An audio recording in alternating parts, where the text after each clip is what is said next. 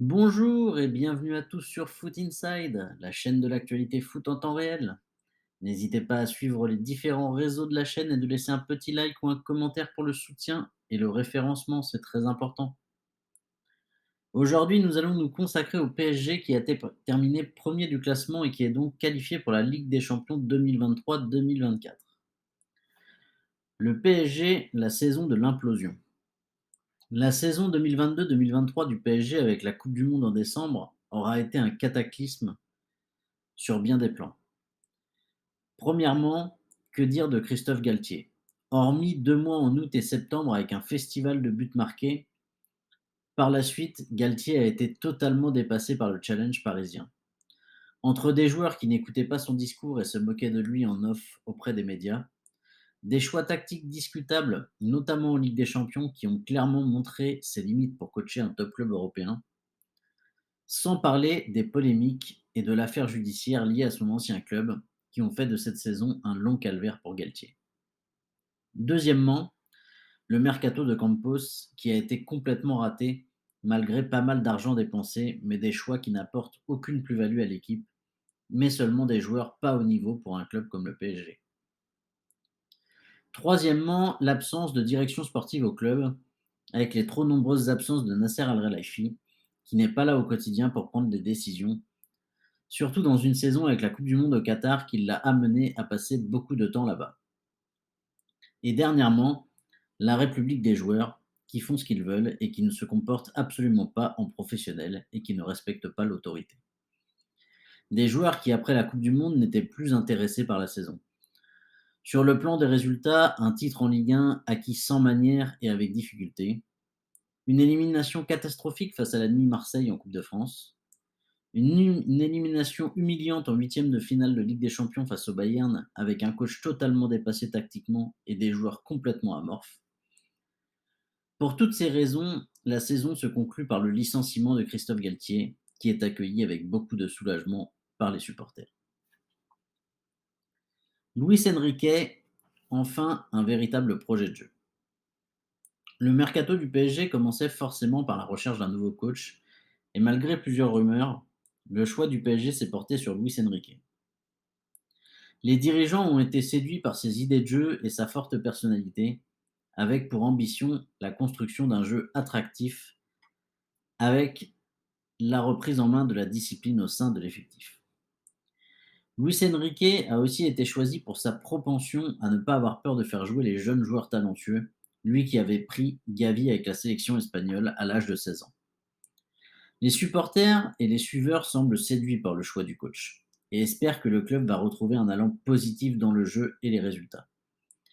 Les médias sont aussi très heureux de bientôt voir Luis Enrique en conférence de presse, lui qui a l'habitude d'être sans filtre dans ses réponses. Le PSG, un mercato très animé. Avant de parler des gros dossiers qui animent les médias, on va commencer par parler des départs et arrivées officielles à ce jour. Du côté des départs, Lionel Messi parti libre à l'Inter Miami, Mauro Icardi parti pour 10 millions d'euros à Galatasaray, Eric Junior Dinaé Dimbe transféré définitivement à Francfort pour 6,5 millions d'euros, Hugo Lamy parti libre à l'AC Bellinzona, El Shaddai Bichiabou parti au RB Leipzig pour 20 millions d'euros, Lucas Lavallée parti une saison en prêt du côté de Dunkerque.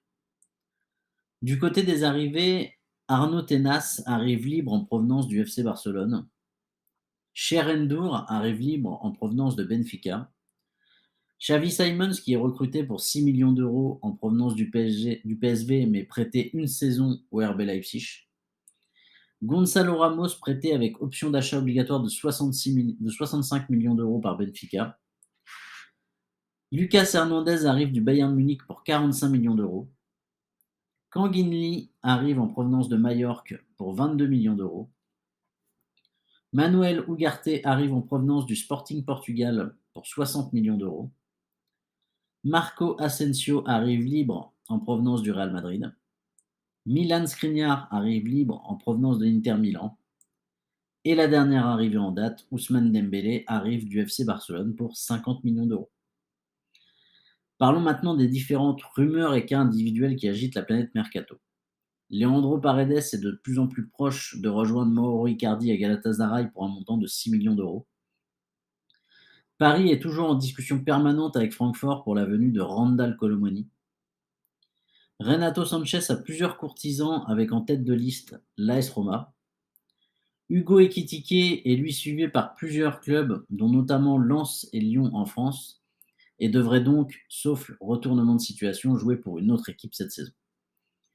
Le mercato du PSG est loin d'être terminé et risque de nous apporter encore de nombreux rebondissements. Parlons maintenant du cas des stars du club, qui sont aujourd'hui mises en marge de l'effectif, car le club ou les joueurs souhaitent un départ. Commençons par le cas Kylian Mbappé qui agite le monde du football. Aujourd'hui, le club ne veut pas voir Mbappé partir libre dans un an et voudrait soit une prolongation d'un an ou un départ immédiat, mais à l'heure actuelle, le joueur reste campé sur ses positions et ne veut absolument plus discuter avec le club. Il va tout de même falloir trouver une solution pour les deux parties pour ne pas vivre une saison cauchemar des deux côtés. Le cas Neymar qui vient d'apparaître ces derniers jours, le joueur et le club sont aujourd'hui d'accord qu'un départ du club est la meilleure solution pour se reconstruire, que ce soit d'un côté ou de l'autre. Les deux options qui s'offrent à Neymar aujourd'hui sont un retour à Barcelone, avec lequel le joueur est déjà d'accord, ou un départ vers l'Arabie Saoudite, si Barcelone n'a pas les moyens financiers de ses ambitions. Marco Verratti est dans la même situation que Neymar. Et pour l'instant, il voudrait rester en Europe où l'Atlético de Madrid est un courtisan de longue date du petit hibou. Mais pour l'instant, la seule offre concrète vient d'Arabie Saoudite qui pourrait rafler la mise en fin de mercato. Tous ces départs potentiels, en rajoutant le départ déjà effectif de Messi, pourraient faire passer le PSG dans un tournant au niveau de son projet, avec le départ le même été de toutes ses stars et de sa M&M. Les dirigeants ont envie aujourd'hui de tourner cette page et de construire un nouvel effectif pour repartir de l'avant. Mon opinion personnelle est que le PSG a vécu une saison précédente qui a définitivement achevé le projet des superstars au sein du club et la volonté de reprise en main du club. Après, comme souvent avec le PSG, il y a un décalage entre la parole du club et les actes réels. C'est pourquoi le PSG se doit de réussir cette transition qui semble alléchante avec le projet Luis Enrique pour ne pas lasser définitivement ses supporters de toutes ces crises récurrentes. Je pense que le PSG va être dans une saison de construction où les supporters ne doivent pas s'attendre à jouer la victoire en Ligue des Champions, car l'effectif risque d'être jeune, notamment au milieu et en attaque, mais les supporters doivent se montrer patients et laisser le temps à Luis Enrique de créer quelque chose, et que le club retrouve un peu l'ADN qui faisait vibrer le public sous l'ère Zlatan au PSG notamment. On arrive à la fin de cet épisode consacré au PSG. Je vous remercie d'avoir regardé cette vidéo. N'hésitez pas à suivre les différents réseaux de la chaîne et de laisser un like ou un commentaire pour le soutien. À bientôt sur Foot Inside.